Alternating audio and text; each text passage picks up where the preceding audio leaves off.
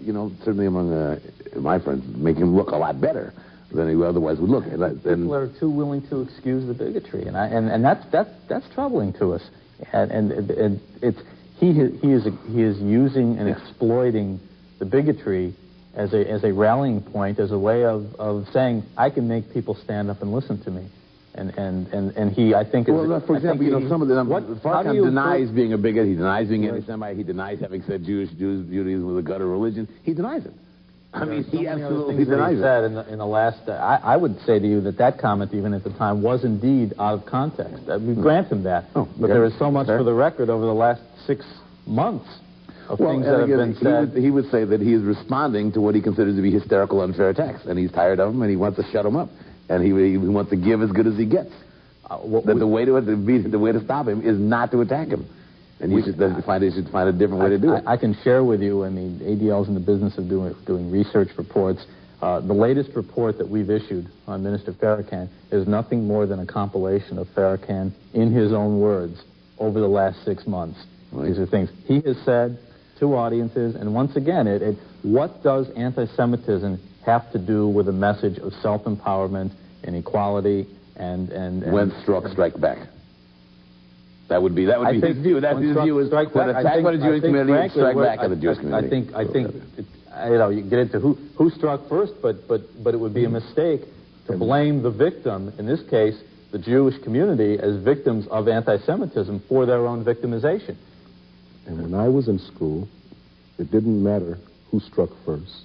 Both parties had to stand before the principal and had to be dealt with. That's true, yeah. As the principal saw fit. We need to get beyond Louis Farrakhan. He does not have an army. He does not have a police force. He does not control any scarce resources. But his views don't reflect. We need, in black-Jewish relationships, to get beyond Minister Louis Farrakhan. He is not, and we must not allow him to be, and the Jewish Council on Urban Affairs certainly does not allow him to be, the defining impetus of how Jews and blacks should view each other and work with each other.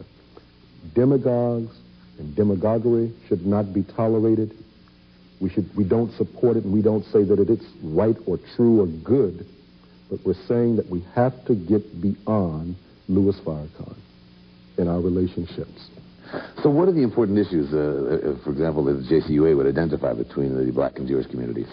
One of the most important issues today is community redevelopment, jobs, helping people help themselves. People want to work. People want to be productive. Men want to care for their families. And let me say, you know, and the ADL is not solely focused on Minister Farrakhan, although it does seem that way. Right. Where the ADL is involved in a lot of other issues. We are involved in issues relating to legislating against hate crime, coming to the aid of victims of biased crime, not just the Jewish community or Jews who may be victimized by anti-Semitism. We're involved in promoting prejudice awareness and prejudice reduction training for teachers. There are more than 20,000 Chicago area teachers of all backgrounds who have participated in ADL's prejudice reduction seminars and workshops. This is part of the overall package.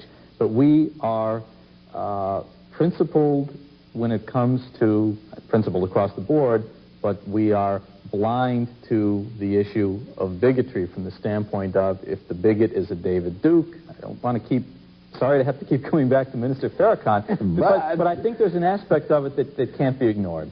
And there's an aspect the aspect is when a demagogue is not challenged, when bigotry is not denounced, there is a chilling effect. There is an intimidation factor against those who otherwise are people of conscience, who think, I'm putting myself on the line, and I don't know if I'm ready to do that. We are totally out of time. Richard Hershout, Director of the Greater Chicago, Wisconsin region of the Anti-Defamation League, thank you so much. Thank you. And also thanks to Rabbi Capers Fournier, spiritual leader of Beth Shalom Ethiopian Hebrew Congregation in Chicago. Thank you so very much. Very good. There is not a problem between African Americans and Jews who are white. There's a lot of concern on the part of Euro Jews who have no small reason for heightened sensitivities. And I'm certain that there are black anti-Semites, though I've never actually met one I knew to be such. I say to my Jewish brothers and sisters, forget what the media reports about the Nation of Islam or Crown Heights. Let your own life inform you. Have you noticed anything weird happening in your relations with blacks? If you are like literally all of the white Jews I've talked to about this, and the answer is no, relax. And to paraphrase Rodney King, let's all get along here. And together, we can join together and hate politicians. And we would hate to have you spend next Sunday without joining us here for Talking with Aaron Freeman. See you next week. Bye-bye.